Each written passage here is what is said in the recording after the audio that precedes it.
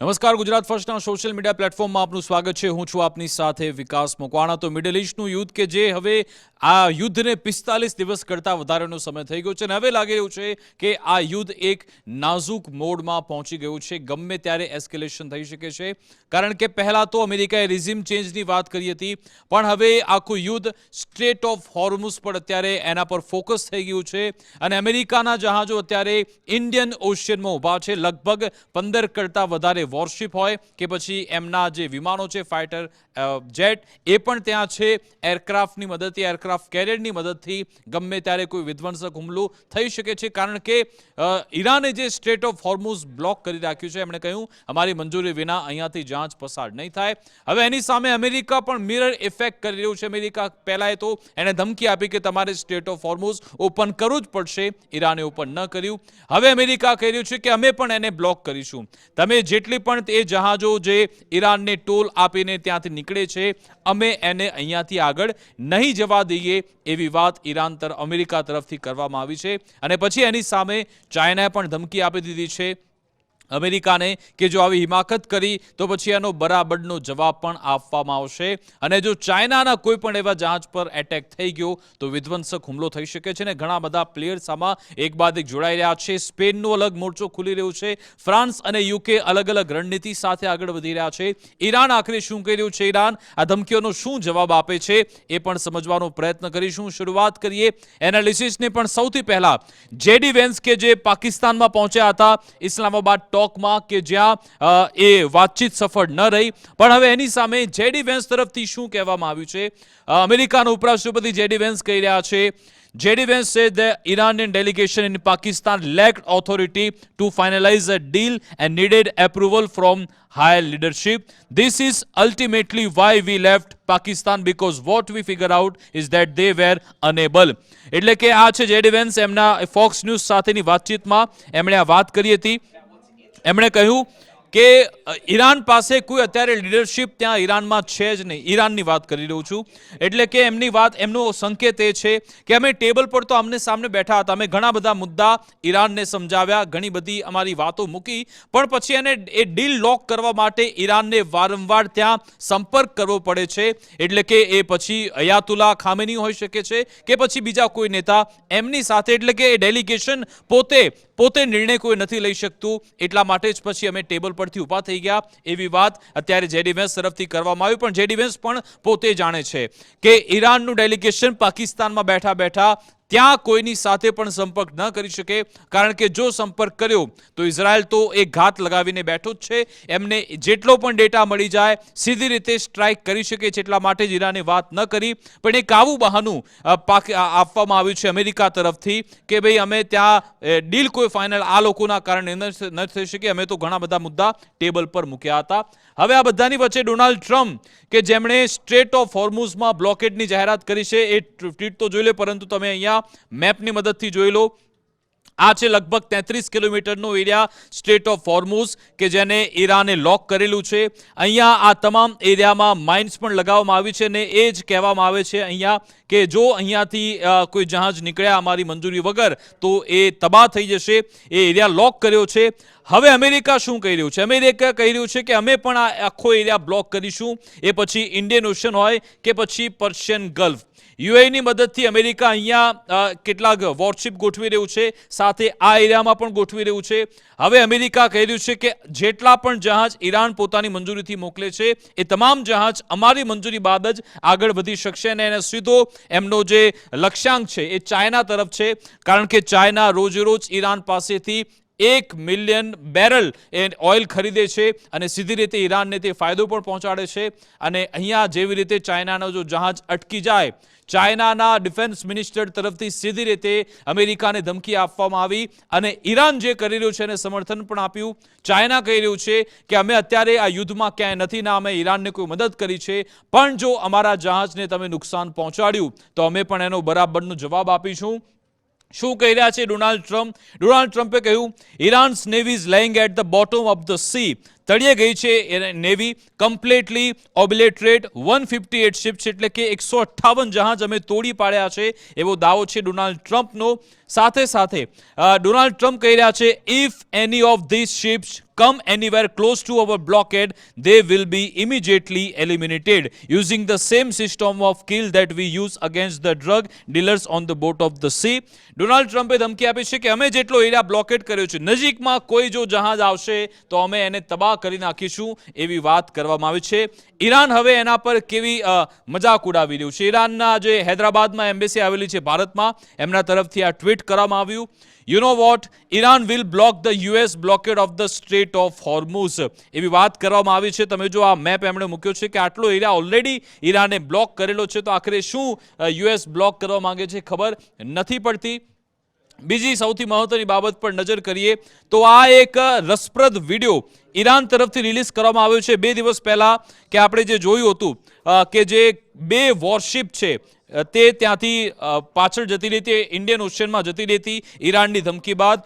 એનો એક AI video Iran તરફથી રિલીઝ કરવામાં આવ્યો છે. તેમની જે એજન્સી છે એમાં એક આખું નાટ્યાત્મક રીતે બતાવવામાં આવ્યું કે આખરે કેવી રીતે અમેરિકાને પછડાટ આપવામાં આવી હતી આખા બાબતે. એનો વિડીયો છે, તમે જુઓ કે આ 2 અમેરિકાની જે 2 વોરશિપ છે, પહેલા તો એ અમેરિકન ઝંડા હેઠળ ત્યાં આવી હતી, પણ પછી અહીંયાથી બચવા માટે એમણે એક પેત્રો એ અજમાવ્યો હતો કે એમાંથી એમણે અમેરિકાના ઝંડા હટાવી લીધા હતા અને એક આખો આ પ્લાન તૈયાર કરવામાં આવ્યો કે આપણે સ્ટ્રેટ ઓફ હોર્મુઝમાં, દાવો થઈ રહ્યો છે કે જ્યારે ઇસ્લામાબાદમાં ટોક થતી હતી ત્યારે જ આ પ્રયત્ન કરવામાં આવ્યો હતો. એ એઆઈ વિડીયો બતાવવામાં આવ્યો કે કેવી રીતે આપણે ત્યાં પહોંચીશું. પહેલાં તો એને એક કોમર્શિયલ વોરશિપ બતાવવામાં આવી, અમેરિકાએ પોતાનો ઝંડો એમાંથી હટાવ્યો અને કહ્યું કે આ કોમર્શિયલ વોરશિપ છે. એ તમામે યુનિફોર્મ એમના જે વર્દી છે એક આર્મીની એ હટાવી દીધી અને પછી એમણે પોતાના જે વોરશિપ છે એ સ્ટ્રેટ ઓફ હોર્મુઝ તરફ લઈ જવાનો પ્રયત્ન કર્યો. આ તરફ ઈરાનની આઈઆરજીસી છે એ તમામ બાબતો પહેલાથી ટ્રેક કરતી હતી અને એમને ખ્યાલ હતો કે આ રીતનો પ્રયત્ન થશે. જેવી અમેરિકાની આ વોરશિપ કોમર્શિયલ જહાજના નામે અહીંયા ત્યાં પહોંચે છે, આઈઆરજીસીને તમામ બાબતોની જાણકારી મળી જાય છે કે આ તો અમેરિકાના જહાજો છે. હવે એમને જો તમે જો આ 2 ડિટેક્ટ કરવામાં આવી, આ વોરશિપ કે જે સ્ટ્રેટ ઓફ હોર્મુઝ તરફ આગળ વધી રહી હતી, એને ડિટેક્ટ કરવામાં આવી આઈઆરજીસી તરફથી અને પછી ડિટેક્ટ કર્યા બાદ એમને સીધી રીતે ધમકી આપવામાં આવે છે. ગઈકાલના વિડીયો ઈરાને રિલીઝ કર્યા હતા, તમે જુઓ કે ઈરાનના અધિકારી, તમે જુઓ એમની સ્પીડ બોટથી એમને એક મેસેજ મોકલવાનો પ્રયત્ન કરે છે કે તમે પાછા વળી જાઓ, પરંતુ છતાં પણ એ લોકો પાછા નથી વળતા. અને પછી ઈરાન કે જે મિસાઇલ પણ એમના પર ટ્રેક કરે છે કે આ મિસાઇલ તમારા તરફ આવશે. અમેરિકાની જે વોરશિપ છે મિસાઇલ ટાર્ગેટ થાય છે અને પણ કહે છે કે વી આર અંડર એટેક, એ લોકોને મેસેજ મળી જાય છે.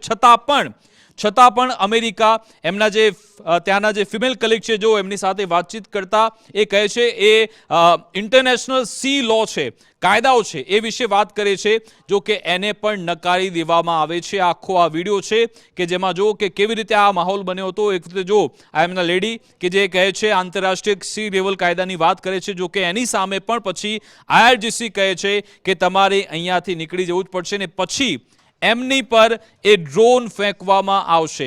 જે ડ્રોન છે તમે જુઓ કે જે સાદે ડ્રોન છે, જેને લઈ આખા યુદ્ધમાં જેની ખૂબ ચર્ચા થઈ, એ જ ડ્રોન પછી એમના તરફથી એ લોન્ચ કરવામાં આવ્યું હતું, જેનો આ વિડીયોમાં બતાવવામાં આવે છે. આખો એઆઈ વિડીયો છે જે રિલીઝ કરવામાં આવ્યો. તમે જો આ ડ્રોન ત્યાંથી છૂટે છે અને પછી જુઓ ત્યાંના અમેરિકાના જે વોરશિપમાં રહેલા જે સૈનિકો છે કે જે પણ એ ક્રૂ મેમ્બર હોય, કેવા ડરના માહોલમાં હોય છે. એ લોકો જોવે છે કે આ ડ્રોન આવ્યું અને પછી એમણે ત્યાંથી ભાગવું પડે છે અને તુરંત જ આ ડ્રોન આવ્યા બાદ અમેરિકાની બંને વોરશિપ યુ ટર્ન લઈ લે છે. આ રીતનો ઘટનાક્રમ ઈરાન તરફથી બતાવવામાં આવ્યો. તમે જુઓ કે આ ડ્રોન એની જે ધમકી આપવામાં આવ્યો, તમે જુઓ કે એમે બંને જહાજોએ યુ ટર્ન લઈ લીધો. એઆઈની મદદથી આખું બતાવવામાં આવ્યું છે ઈરાન તરફથી. એટલે કે કહ્યું કે તમારા ગમે એટલા વોરશિપ હોય, અમે તો એને પછાડીને જ રહીશું, તે પાછા જતા જ રહેશે, તમે કોઈ પણ પ્રકારનું બ્લોકેડ નહીં કરી શકો. સાથે સાથે the strait of Hormuz is not social media. If someone blocks you can't just block them back. એટલે કે ફરી એકવાર મજાક ઉડાવી કે આ સોશિયલ મીડિયા નથી કે તમે કોઈને બ્લોક કર્યા તો સામે એ પણ તમે બ્લોક કરી દો એટલે પતી જશે વાત. આ સાથે સાથે ચાઇના પણ સીધી રીતે જવાબ આપી રહ્યું છે સ્પેનની સાથે સાથે. સ્પેન જે સીધી રીતે ચાઇનાના સમર્થનમાં છે અને અમેરિકાએ જે ચાઇનાના ઓઇલ ટેન્કરને બ્લોક કરવાની વાત કરી. જિનપિંગ તરફથી શું કહેવામાં આવે છે? China and Spain are both principal and reasonable country we are willing to stand on the right side of history. એટલે કે અમે ઇતિહાસમાં એ ભાગમાં ઊભા છીએ કે જે સાચી છે અથવા તો જે લોકો સાચા છે એમની સાથે અમે ઊભા છીએ, એવી વાત પણ જિનપિંગ તરફથી કરવામાં આવી છે. સાથે સાથે આ સ્પેનના જે પીએમ છે એમના તરફથી પણ આ જ વાત કરવામાં આવી છે. પેડ્રો સાન્ચેઝ સવાલ પૂછ્યો કે don't you think Trump would be offended by your relationship with China. એમણે કહ્યું છે કે અમને આ સંબંધથી અમને કોઈ વાંધો નથી. It is obvious that we may get threats because I raise voice against him but he should not get offend. એટલે કે સાન્ચેઝ કહી રહ્યા છે કે તો બરાબર છે કે અમને આવી ધમકી પણ મળતી હોય છે પણ અમે એનાથી ડરવાના નથી અને ટ્રમ્પે પણ ઓફેન્ડ ન થવું જોઈએ. સ્પેનનું વિઝન ક્લિયર છે, અમારી ફોરેન પોલિસી ક્લિયર છે, જે બદલાશે નહીં, અમે ચાઇના સાથે જ રહીશું. એટલે કે અહીંયા પણ ડોનાલ્ડ ટ્રમ્પ અલગ થલગ પડતા જોવા મળી રહ્યા છે. હવે વાત કરીએ જે પોપ વિશે મેં ગઈકાલે વાત કરી, કેથોલિકના એ આધ્યાત્મિક મહાન ગુરુ, એના પર ડોનાલ્ડ ટ્રમ્પે જે વાત કરી હતી હવે ચારે બાજુથી ઘેરાઈ ગયા. ગઈકાલે પત્રકારોએ ડોનાલ્ડ ટ્રમ્પને સવાલ પણ પૂછ્યો હતો, did you post that picture of your self depicted as a Jesus Christ. Donald ટ્રમ્પે કહ્યું કે હા, મેં એ જ પોસ્ટ કર્યું હતું and I thought it was me as a doctor. Donald ટ્રમ્પે દાવો કર્યો કે તો હું પોતાની જાતને ડોક્ટર બતાવતો હતો, હું કોઈ આમાં ભગવાન નથી. એમણે ફેરવી તોડ્યું. એટલું જ નહીં, એમણે પછી એ તસવીર ડિલીટ કરી નાખી. આ જ તસવીર તમે જુઓ જે ડોનાલ્ડ ટ્રમ્પે પોસ્ટ કરી હતી અને રિપબ્લિકનના જ ઘણા બધા એવા કેથોલિક વિચાર ધરાવનાર લોકો છે જેમણે વિરોધની શરૂઆત કરી. ટ્રમ્પે એવું કહ્યું કે હું તો એક ડોક્ટર તરીકે મારો ફોટો મૂક્યો હતો, હું પોતાની જાતને ભગવાન નથી ગણાવતો. એવી વાત પણ ટ્રમ્પ તરફથી કરવામાં આવી. જો કે હવે એમણે એ ફોટો ડિલીટ કરી નાખ્યો છે. પણ તમે જુઓ, ઈરાન કે જે જ્યારે પણ મોકો જોવે છે ત્યારે ચોક્કો લગાવી જ દે છે. અને હવે મસૂદ પેજેશકાન એમના પ્રેસિડેન્ટ છે, એમણે પણ આ વાત જોઈ. પોપનો જે આખો મામલો સામે આવ્યો, એમણે કહ્યું, your excellency Pope Leo, on behalf of the great nation of Iran, I condemn the insult of your excellency and declare that the discrimination of Jesus, the prophet of peace and brotherhood, is unacceptable to any free person. I wish glory for you from Allah. એટલે કે Iran કહી રહ્યું છે કે આ જે રીતે Christian ધર્મના લોકો છે એમને જે રીતે એમના ભગવાન વિશે આવી વાત કરવામાં આવે છે, પોપ વિશે આવી વાત કરવામાં આવે છે, એ ખૂબ જ ખોટી બાબત છે. તમારે લોકોએ આ જે આવા ડોનાલ્ડ ટ્રમ્પ જેવા માણસો આવા નિવેદન આપે છે એની તરફ તમારે બહાર આવવાની જરૂરિયાત છે, એવી વાત પણ તેમના તરફથી કરવામાં આવી. અને ત્યારબાદ પોપનું સ્ટેટમેન્ટ પણ આવે છે. એમણે કહ્યું છે કે મને આવો કોઈ ડર નથી અને પોલિટિક્સમાં મારે કોઈના પર કોઈ સલાહ પણ નથી આપવી, પણ હું આ વિશ્વમાં જ્યાં પણ આવી યુદ્ધની વાત થાય છે, નરસંહાર થાય છે, એની સામે બોલતો રહીશ, એવી વાત પણ પોપ તરફથી કહેવામાં આવી છે. ગઈકાલે બીજા મહત્વના દ્રશ્યો પણ જોવા મળ્યા. Pope Leo walks without the shoes as he tours Algiers Grand Mosque on the historic Algeria visit. એટલે કે અહીંયા મસ્જિદમાં પણ પોપ પહોંચ્યા હતા, જેના વિડીયો સામે આવ્યા. એની સામે લોકો શું કહી રહ્યા છે? લોકો કહી રહ્યા છે કે આખરે જોરદાર ટાઈમલાઈન અત્યારે છે. Iranian president defending the Pope from attacks by the US and condemns his blasphemy against Jesus Christ. What a timeline we live in. એટલે કે એક બાજુ ડોનાલ્ડ ટ્રમ્પ કે જે અલ્લાહને પ્રેસ કરી રહ્યા છે અને બાજુ ઈરાનના પ્રેસિડેન્ટ કે જે પોપની વાતો કરી રહ્યા છે. એટલે કે ખૂબ જ સારો સમય આવી ગયો છે એવી વાત પણ લોકો કહી રહ્યા છે. આની સાથે સાથે નેતન્યાહુ રોજે રોજ યુરોપ પર એટેક કરી રહ્યા છે અને જે આખો આ ઘટનાક્રમ થયો એમાં નેતન્યાહુને ઝટકો એ મળ્યો છે. એક તો સ્પેન એમની સામે સીધી રીતે આવ્યું, યુરોપના દેશો પણ આવી રહ્યા છે, તુર્કીએ પણ એમને સીધી રીતે સંભળાવ્યું છે. આજે ઇટલીએ જોર્જિયા મેલોની એમણે જાહેરાત કરી કે અમે ઇઝરાયલ સાથેના જે ડિફેન્સ અમારો કોન્ટ્રાક્ટ છે એને સીધી રીતે રદ કરીએ છીએ, જે દર 5 વર્ષે રિન્યૂ થતો હોય છે, જે વર્ષ લગભગ 2002ની સાલમાં થયો હતો ત્યારથી ચાલતો આવે છે. હવે ઇટલીએ પોતાના ઇઝરાયલ સાથેના ડિફેન્સ કોન્ટ્રાક્ટ રદ કર્યા. એટલે નેતન્યાહુ કહી રહ્યા છે Europe is losing control of its identity. પોતાની આઈડેન્ટિટી યુરોપ ગુમાવી રહ્યું છે. Infected with deep moral weakness. એટલે કે નૈતિક જે વીકનેસ છે એની અંદર યુરોપ અત્યારે છે.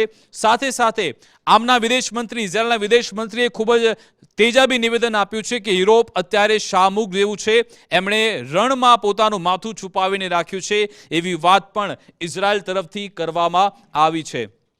આ બધાની વચ્ચે હવે જ્યારે આ પીસ ટોક પૂર્ણ થઈ ગઈ, રશિયા તરફથી એક ઓફર આપવામાં આવી છે, જે વચ્ચે વાત આવી હતી અને આ તો ઓફિશિયલ થઈ છે, કે જેમાં વ્લાદિમીર પુતિન, કે જેમણે પીસ ટોક ખતમ થઈ ગયા બાદ એમણે ફોન કર્યો હતો, પુતિને ઓફર એમ કરી છે કે ભાઈ મુદ્દો તમારો યુરેનિયમ એનરિચમેન્ટનો છે, તો એ યુરેનિયમ અમે રાખવા માટે તૈયાર છે. ન ઈરાન પાસે ન અમેરિકા પાસે, પણ રશિયા આ યુરેનિયમ રાખી લેશે ને એ તમારે અમારા પર વિશ્વાસ મૂકવો પડશે. અને આ તમે અલ જઝીરાના રિપોર્ટર તરફથી આ દાવો કરવામાં આવ્યો છે. એમણે કહ્યું, Russia renewed its offer to help manage Iran's enriched uranium as concerns over Tehran's nuclear program continue.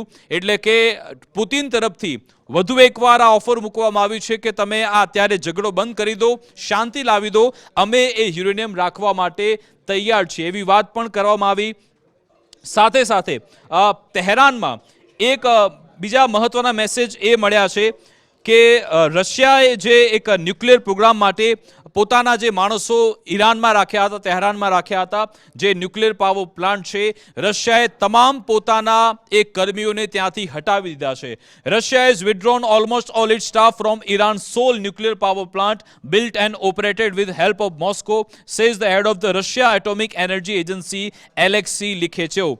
એટલે કે આ એક સંકેત એ છે, હજુ પણ ઈરાન પર મોટો હુમલો થઈ શકે છે, કારણ કે રશિયાએ પોતાના તમામ સ્ટાફને ત્યાંથી હટાવી લીધા છે. સંકેત આપે છે કે કોઈક હુમલો તો થવાનો છે, એ ગમે ત્યારે એસ્કેલેશન થઈ શકે છે, એની પૂરેપૂરી અત્યારે શક્યતા વ્યક્ત થઈ રહી છે.